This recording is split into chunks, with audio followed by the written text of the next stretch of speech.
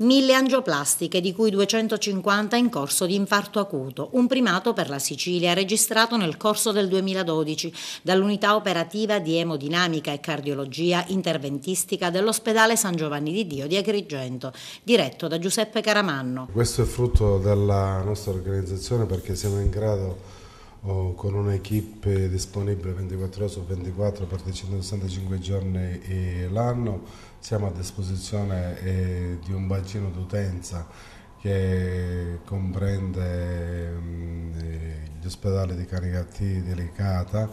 Questo bacino d'utenza che è formato almeno di 400.000 abitanti. Vi è un'equipe che è in grado di intervenire dalla chiamata dal centralino entro 20 minuti, mezz'ora, quindi in pratica entro questo tempo siamo in grado di riaprire l'arteria che è chiusa, che è responsabile della sindrome infartuale.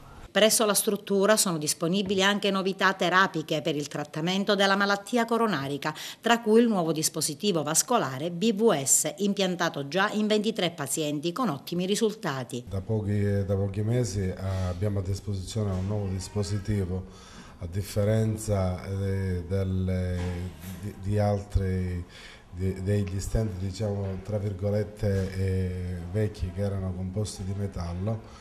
Questi nuovi stent, che sono il frutto di un lavoro di ricerca durato 10 anni, ora sono a nostra disposizione. La caratteristica di questi stent è quella che a distanza di 2 anni, dopo aver assolto il loro compito, vengono riassorbiti del tutto, per cui di questo stent non resta nulla all'interno della coronaria, come praticamente dei fili di sutura che poi col tempo scompaiono dall'organismo. Oltre a interventi sulle coronarie, cosa distingue questo polo di eccellenza?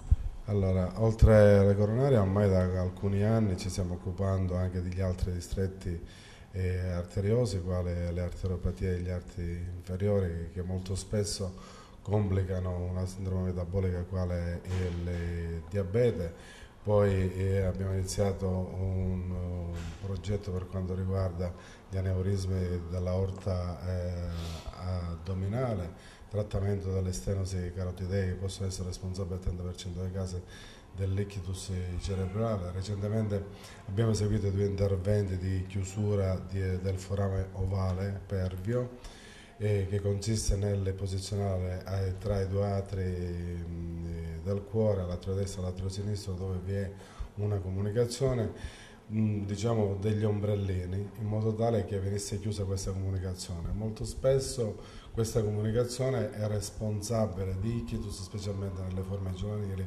oppure di cefalea cronica nelle giovani donne.